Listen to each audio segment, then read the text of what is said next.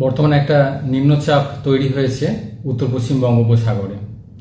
এটা আগামী দুদিনে কিছুটা ইন্টেন্সিটি বাড়ার সম্ভাবনা রয়েছে, একটা সুস্পষ্ট নিম্নচাপে পরিণত হওয়ার সম্ভাবনা থাকবে এবং প্রত্যাশিত গতির অভিমুখ থাকবে উত্তর পশ্চিমের দিকে।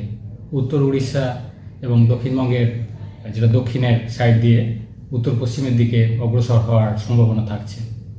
ফলে দক্ষিণবঙ্গের জন্য বৃষ্টিপাতের পরিমাণ বেশি থাকবে আগামী 3 দিন, অর্থাৎ 15 থেকে 17 তারিখের মধ্যে। সবথেকে বেশি প্রভাব, যেটা ম্যাক্সিমাম যেটা প্রভাব, সেটা 16 তারিখে থাকার সম্ভাবনা দক্ষিণবঙ্গের জন্য। আজকের দিনটা অর্থাৎ 15 তারিখ বৃষ্টিপাতের পরিমাণ কিছুটা বেশি থাকবে উপকূলের কাছাকাছি জেলাগুলো, পার্শ্ববর্তী দু একটা পশ্চিমের জেলা, যেমন দক্ষিণ চব্বিশ পরগনা, পূর্ব পশ্চিম মেদিনীপুর, ঝাড়গ্রাম।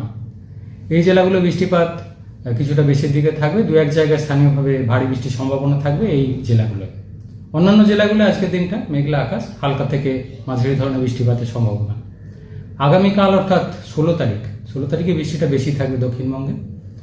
দু এক জায়গায় ভারী থেকে অতি ভারী বৃষ্টিপাতের সম্ভাবনা রয়েছে, বিশেষ করে উপকূলের কাছাকাছি এবং পার্শ্ববর্তী পশ্চিমের কয়েকটা জেলা, যেমন পূর্ব পশ্চিম মেদিনীপুর, ঝাড়গ্রাম, বাঁকুড়া, সেই সাথে পুরুলিয়া। এই জেলাগুলোই দু এক জায়গায় ভারী থেকে অতি ভারী বৃষ্টিপাতের সম্ভাবনা রয়েছে।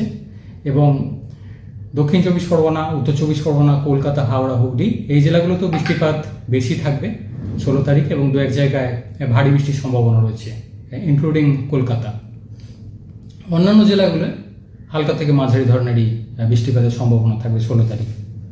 17 তারিখে বৃষ্টিপাত কিছুটা বেশি থাকবে পশ্চিমের কয়েকটা জেলা, যেমন ঝাড়গ্রাম, পুরুলিয়া, বাঁকুড়া, পশ্চিম বর্ধমান। এই জেলাগুলো কিছুটা বেশি থাকবে, দু এক জায়গায় ভারী বৃষ্টির সম্ভাবনা রয়েছে এই জেলাগুলো। অন্যান্য জেলাগুলো হালকা থেকে মাঝারি ধরনের বৃষ্টিপাতের সম্ভাবনা থাকবে। অর্থাৎ সামগ্রিকভাবে বললে 15 থেকে 17 তারিখের মধ্যে বৃষ্টিপাত বেশি থাকবে দক্ষিণবঙ্গের জেলাগুলো, প্রভাবটা বেশি থাকবে বিশেষ করে 16 তারিখ, দু এক জায়গায় ভারী থেকে অতি ভারী বৃষ্টির সম্ভাবনা, বিশেষ করে 16 তারিখে। তারপর 18 তারিখ থেকে পরবর্তী 2-3 দিন বৃষ্টিপাতের পরিমাণ বেশ খানিকটা আবার কমবে। স্থানীয়ভাবে দু এক জায়গায় বৃষ্টিপাত বেশি থাকতে পারে, বীরভূম, পশ্চিম বর্ধমান, এই জেলাগুলো। এছাড়া অন্যান্য জেলাগুলো 18 তারিখ থেকে বৃষ্টিপাতের পরিমাণ কিছুটা কমের দিকে থাকবে।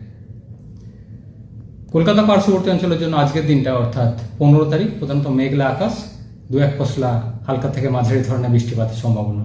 16 তারিখে বৃষ্টিপাত বাড়বে কলকাতার ক্ষেত্রেও, কয়েক পশলা বৃষ্টিপাতের সম্ভাবনা থাকবে এবং 24 ঘন্টার যেটা পিরিয়ড অ্যাকুমুলেটেড, 24 ঘন্টার পিরিয়ডে কলকাতা পার্শ্ববর্তী অঞ্চলের জন্য ভারী বৃষ্টিপাতের সম্ভাবনা রয়েছে 16 তারিখ।